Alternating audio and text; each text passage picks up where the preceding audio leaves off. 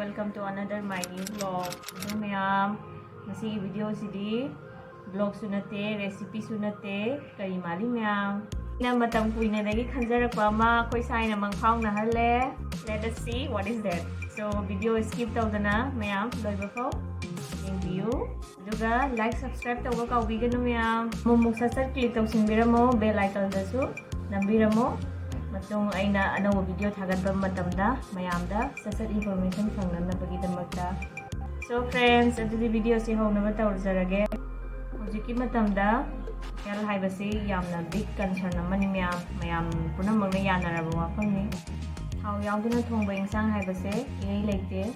Hoi Manipur da budi insang se makhan mayam phange aduduna chambase chaning badum chabi ai mapalam dadi alu gumba khamin gumba gobi gumba sigumba dai hena hangdabanina thao yaudaba insang se hongbana khara wai aduna thao se sabji khudingmakta dum sangi maram aduna aina thao yaudabida fry tawba yaba kitchen appliance ama sum thiba kanda air fryer se thengnajapani magi kanaba amasung sizinafam mayam dogi khalaga aisu ama leijarure aduga ngasigi video se mayam promotion video najade aigi excitement do mayam da sum share tawjabani mayam aigi air fryer sida leijare year 20 watt ni 30 minute timer ni dije unboxing tawjarage mayam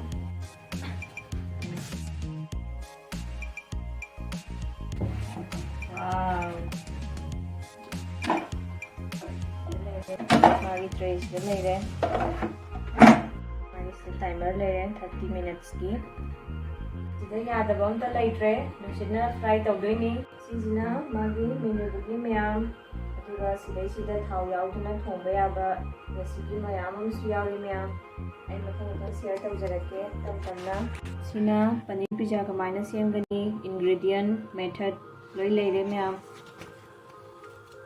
sisina si straws leire emba saba haitragasu magi sida ingredient method laina pirabanina kamaina sijanagani haibado irai laina adum khangba ngamagani sigise dum thao yaudana loina thongaga healthy oina dum chaba yai uga hara kebab kana masala papad fo sida hapaga chaba yai ko mya dum mathang sidagi yengaga semaga taste ka tawrake mayam enjoy tawbiyo ini mayam air fryer di kanaba air fryer ki damaga ina samosa khara arrange tawjare sida ini mayam aina frozen ki samosa khara leijarure fry tawjagena air fryer da simula la mayam silage nei machine da pochida sakta na konare istarne adisi on tawrabani timer leirage didi 20 minutes ana thamane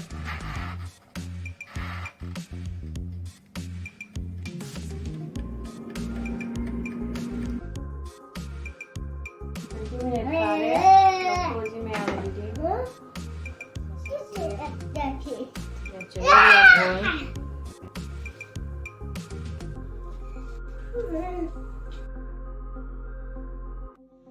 Smile tawdana ngasi gi video swai da loisinjarage mayam tangi video da mu thengnarase like subscribe tawba kaubiganu.